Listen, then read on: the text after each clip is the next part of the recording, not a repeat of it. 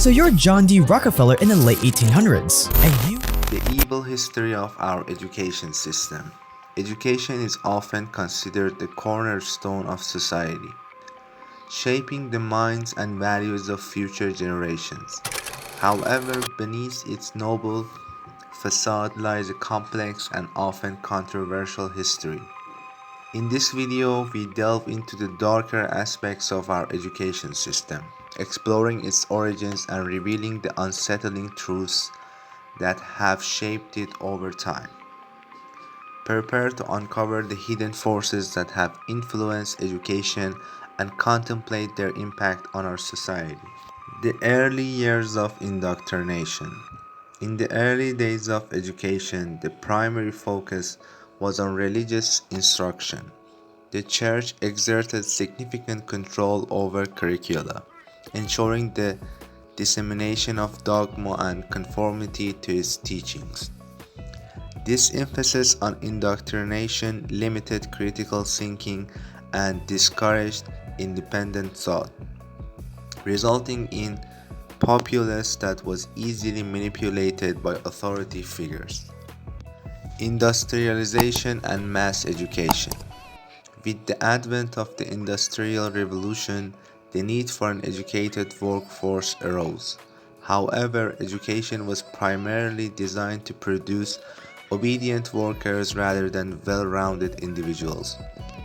Mass education became a means to instill discipline, punctuality, and conformity among the masses, ensuring a compliant labor force for the emerging industry. Eugenics and social engineering. During the late 19th and early 20th centuries, the influence of eugenics on education became apparent. Advocates of this pseudo-scientific ideology sought out to improve the genetic quality of the population by selective breeding and controlling who could access education. This discriminatory approach reinforced social hierarchies and perpetuated systematic injustices, such as racism and ableism. As we reflect on the history of our education system, it becomes clear that it is not without its dark chapters. From religious indoctrination to social engineering and corporate influence, various forces have shaped the system to serve their own agendas.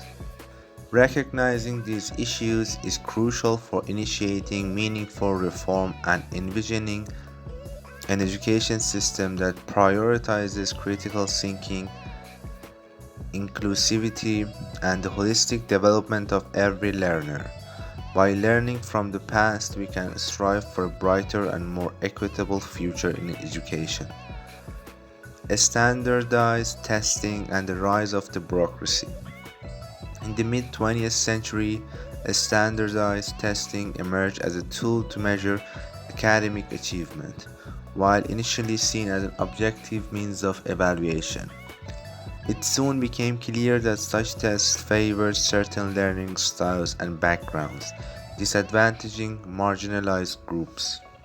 Moreover, the focus on test scores led to a narrowed curriculum, neglecting essential skills such as critical thinking, creativity, and social development. The corporate influence. In recent decades, the influence of corporations on education has grown significantly. Through funding and partnerships, private entities have gained the foothold in shaping curricula, often with their own vested interest in mind. This influence has led to the commercializations of education, prioritizing profit over the well-being and holistic development of students. The digital age and surveillance. The rapid integration of technology into education has brought about new concerns. The extensive collection of student data, including personal information and learning habits, raises questions about privacy and surveillance. While technology has the potential to enhance learning, it also presents risks when wielded without appropriate safeguards. Education is a fundamental pillar of society, intended to nurture minds and foster personal growth. However, behind the facade of good intentions, there exists a disturbing history of manipulation, control, and hidden agendas within our education system. In this article, we embark on a journey through time, uncovering the sinister underbelly of our educational institutions and examining the nefarious forces that have shaped them. Suppression of independent thought. From its inception, our education system has been plagued by a desire to stifle independent thought and maintain control over the masses. The ruling elite recognized the potential threat posed by an educated and critically thinking population, and thus, they sought to limit access to knowledge and perpetuate a culture of conformity. This suppression of independent thought served to maintain the status quo and prevent social upheaval. Cultivating obedience and conformity. The industrial era marked the turning point in education, as societies shifted towards mass production and a hierarchical workforce.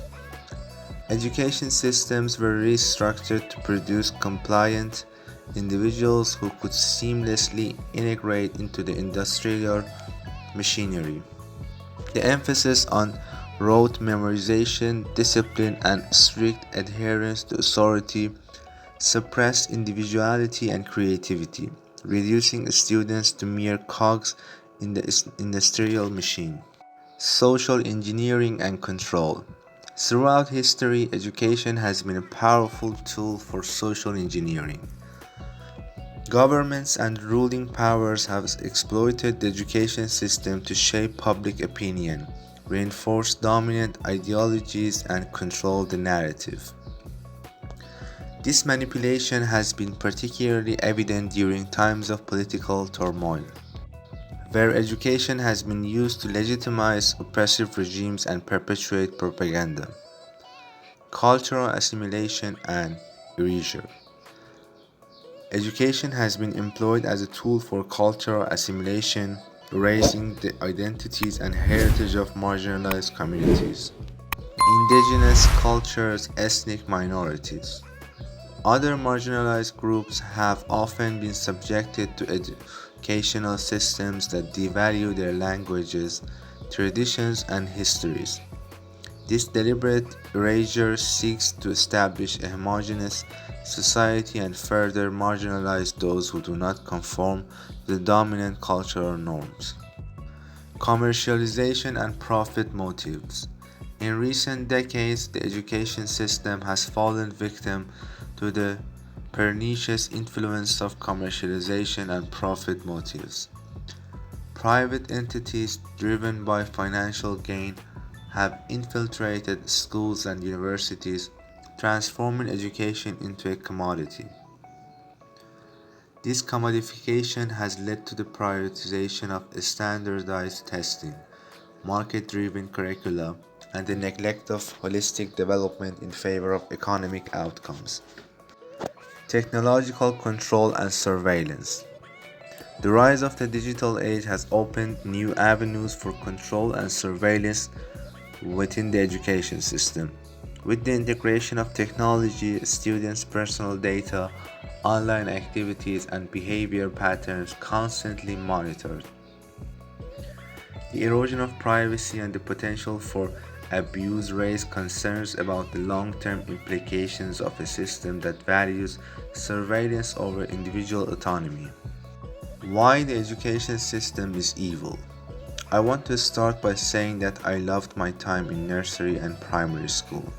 Also, I want to respect all the teachers in all schools, knowing that especially the ones I have had have truly been amazing in fulfilling their job roles and engaging students. I once had a chemistry teacher for GCSEs and I didn't like the subject, but I loved the teacher, so that was one of the reasons I chose chemistry for A- level. I would also say that nursery and primary schools have more of an energy of unconditional love to them because it isn't very serious, so they are much healthier places. Before I address the evil aspect, I want to outline that many people watching this video and who have been conditioned would also be conditioned in a way to deliberately not perceive what I am expressing. Essentially, what I express is from a deconditioned mind and outside the program of neurological tissue that we have had installed in our society. So I believe that secondary schools, especially from year 11 and universities, are where conditional love and achievement and productivity and rote learning are really hammered in. On the surface, this can seem like a way of being efficient, and there is nothing wrong with this system or nothing evil. Before I go further, I want to explain my definition of evil. Evil is where one has to go against their own free will and heart and give their energy to something or something else. Let's say then that the purpose of life is to follow our hearts. Essentially, our highest experience of life comes from intuition, which comes from literally following and doing what we love to do when we love to do it. So then love from the perspective of good is unconditional. Anything that imposes a condition on love then is evil. I want to give an example of what I see from the education system, from the perspective of reading and scanning energies. I see that from year 7, most students are in a higher energy still of unconditional love where Kundalini energy is flowing through all of their chakras. But then come to the end of year 13 after A levels, most students either have all their chakras drained or maybe some energy just in their root chakra. What does this mean? From the time of year 7 and year 13, the energy from society, including schooling, has largely influenced the students' energy negatively through conditioning. That is evil because if Kundalini energy is life force and as babies we are born naturally with high life force, we have essentially been robbed of our life force, which is like being robbed of our lives. Let me now give examples of conditioning at school and its deliberate effect on intuition. So again, the most powerful human is the one that follows their own free will and lives by their heart. From year 10, when the schools prepared us for GCSEs, we then have a list of subjects that we are told are important to achieve highly in as they count towards our future, our universities and our jobs. Also, most of these subjects are really irrelevant to our lives later on. So there's a pressure, there's a seriousness. What happens now is that we become fixated on achievement. So the teachers are given a curriculum to teach, and the students are meant to follow this curriculum in a set way. This is where the evil comes in. A teacher is just doing their job, so I don't blame them. So now from this educational system, the reward of love is after our GCSEs. We are working towards this grade. The grade is a validation of our efforts. The effort we put in is our energy, attention, or time. So if the grade is high, it teaches us that our energy was worth it. Our energy is also an expression of love. So the system teaches us that if we do and conform to what we are told to do and follow this curriculum in a set way at a set time, we can be worthy of love, so conditional love. In society, we then become very stuck in conditional love and having to work to be loved. So we are always chasing worthiness. It starts for most people at year 10. So what happens psychologically is that as we chase worthiness, we imprint beliefs in us of unworthiness. The energy now becomes I'm not worthy as I am, so I need to get these GCSE grades so I can be worthy. It is true that working towards a perceived level of worthiness, such as grades, implies that we are not worthy already. So, this system undermines our self worth through the manipulation of perception. Self worth is self love, which makes sense then that the energies of students plummet at this time. To add on to this, as students, the idea of competition, competing for universities, sixth form colleges, then makes us as humans believe that this world isn't abundant and that we have to compete and only the ones that have the highest grade validation earn the most love wins. So we are essentially competing to earn a grade to earn love. The truth again is that we are all worthy of love and no one is worthy of love more than another. But in this system, we are pitched against one another.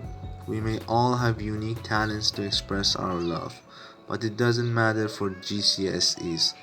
This lowers the students' energy to survival and competition around the root chakra as we are now fighting for our right of love. Now, the curriculum is made in such a way that it is rigid. There is no deviation, so we get taught set things at set times and are assessed on these things. But I question now the very nature of learning. As children, we are curious, we still learn, but we ask why. We are playful and open.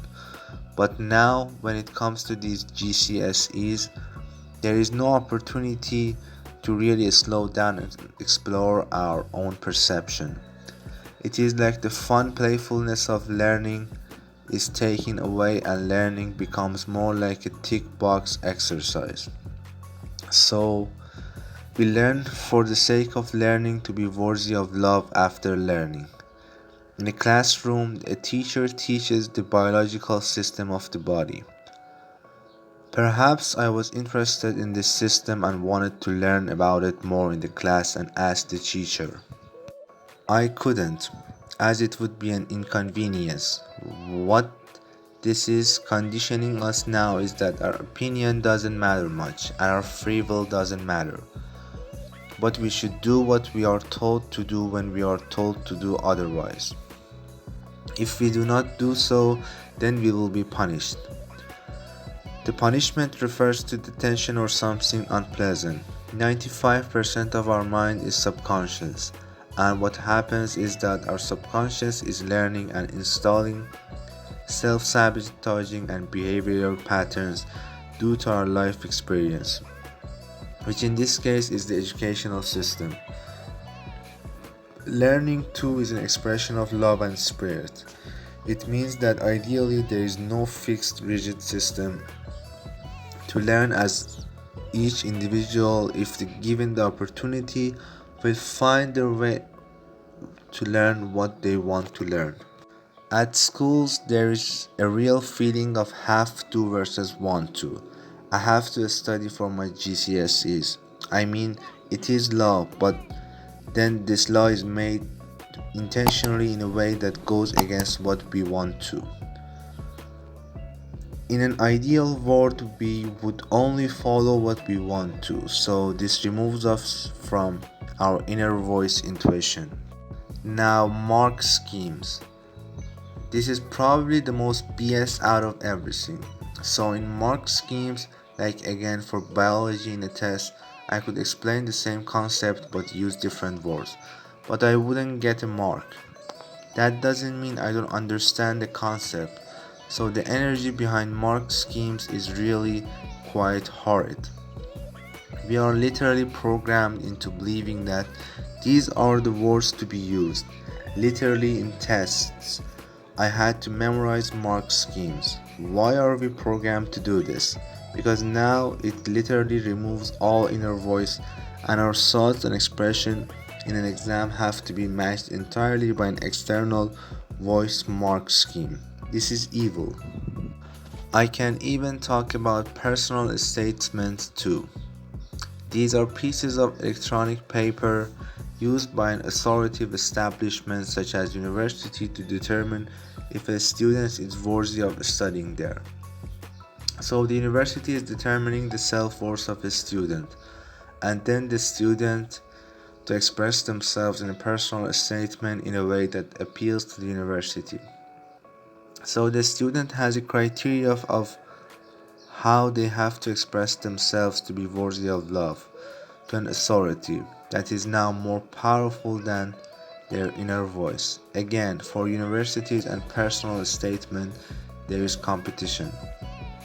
And quickly, interviews are again places where we have to act like some sort of super kid and then lie about our true selves and be inauthentic to prove our self-worth again to an establishment. So why is the education system evil?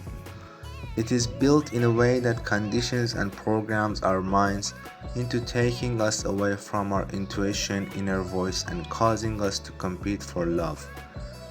This leads us to idea of separation of love and that this universe isn't abundant.